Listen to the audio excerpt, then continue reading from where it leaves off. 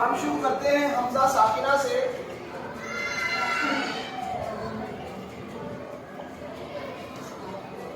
حمزہ ساکنہ اپنے نام سے بتا رہا ہے کہ ہم کیا پڑھنے جا رہے ہیں. ہم پڑھ رہے ہیں کہ حمزہ جب ساکن ہو تو اس کو کس انداز کے ساتھ پڑھا جاتا ہے.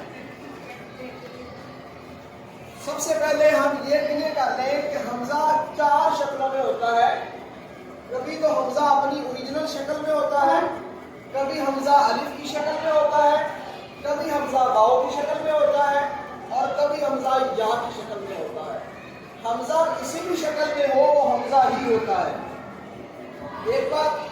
دوسری بات, حمزہ کسی بھی شکل میں ہو اگر وہ ساکن ہے, اگر اس کے اوپر جزم ہے تو اس کو جھٹکے کے ساتھ پڑھیں گے, اس کو بغیر جھٹکے کے ساتھ نہیں پڑھیں گے. یہ مسلم اصول ہے کہ حمزہ ہمیشہ جو ساکن ہو وہ جھٹکے کے ساتھ پڑھا جاتا ہے. اسی لیے ہم نے اپنے ٹاپک کا نام رکھا حمزہ ساکنہ, یعنی جب حمزہ ساکن ہو تو اس کے کیا احکام ہیں. تو حمزہ ساکن کا ایک ہی حکم ہے کہ حمزہ جب ساکن ہوگا تو جھٹکے کے ساتھ پڑھا جائے گا. حمزہ کی آواز میں جھٹکا پیدا ہوگا. اگر حمزہ ساکن ہو اور اس کی آواز میں جھٹکا نہ دیا جائے تو یہ غلطی ہوگی. یہ صرف اس لیے ہے کہ جب حمزہ ساکن نہ ہو تو تب جھٹکا بھی نہیں ہوگا. مثال کے طور پر ہم پڑھتے ہیں قرآن پاک میں کہ لفظ استعمال ہوتا ہے یعلمون.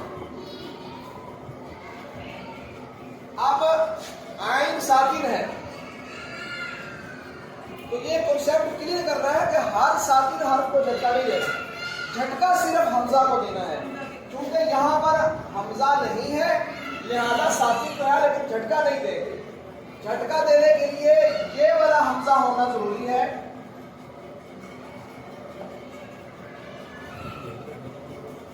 اب یہ دیکھیے یا کے بعد حمزہ ہے اور حمزہ ساکن ہے, لہذا وہ حمزہ ساکنہ والا اصول یہاں پر اپلائی ہوگا.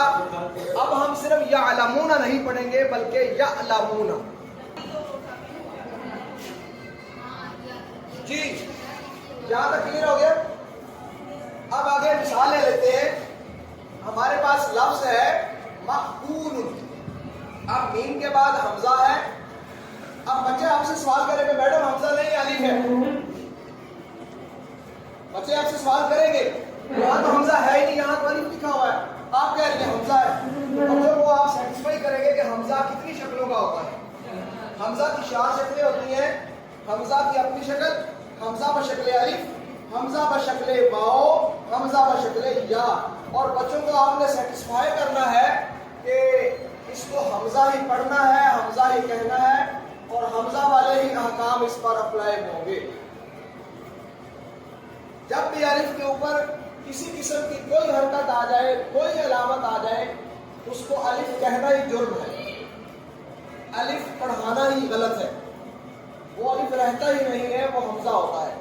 چلے اس کو ہم ابھی حمزہ ہے اور حمزہ بشکل الف ہے, اس کو ہم جھٹکے کے ساتھ پڑھتے ہیں. مأکول مأکول. آواز میں جھٹکا پیدا کرنے کے لیے آواز کو کہاں سے نکالا جائے گا؟ سینے سے نکالا جائے گا. جھٹکا پیدا کرنے کے لیے آواز سینے سے نکلے گی. گلے کا جو سب سے آخری حصہ ہے جسے انتہائی حلق کہتے ہیں, وہاں سے آواز کو نکالا جائے گا. آپ ایک ساتھ بولیں گے مأکول مأکول مأکول. جی شأن شأن بئس بئس بئس بئس جئت جئت جئت جئت. يعلمون يعلمون يعلمون يعلمون يعلمون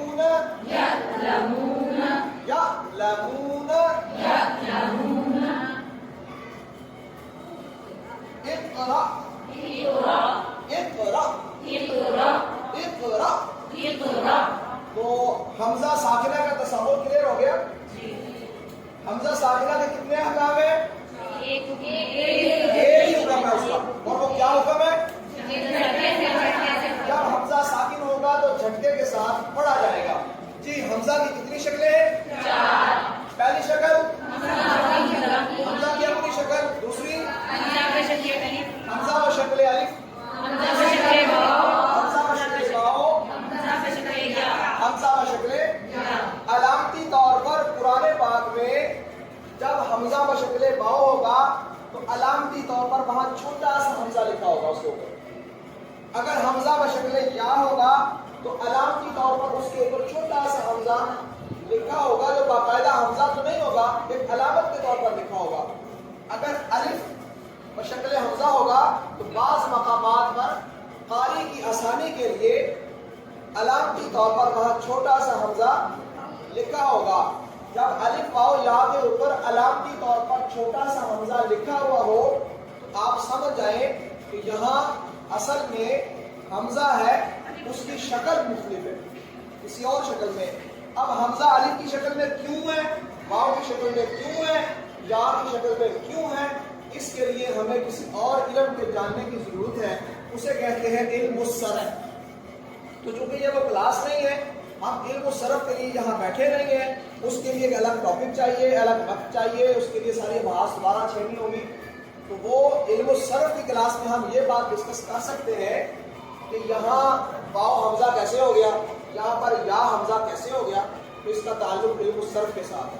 तो चूंकि हम तजवीद पढ़ रहे हैं, तजवीद में इतना जानना ही काफ़ी है कि हमजा की 4 शक्लें होती हैं और किसी भी शक्ल में हमजा हो तो वो झटके के साथ पढ़ा जाता है। क्लियर सबको? आगे चले।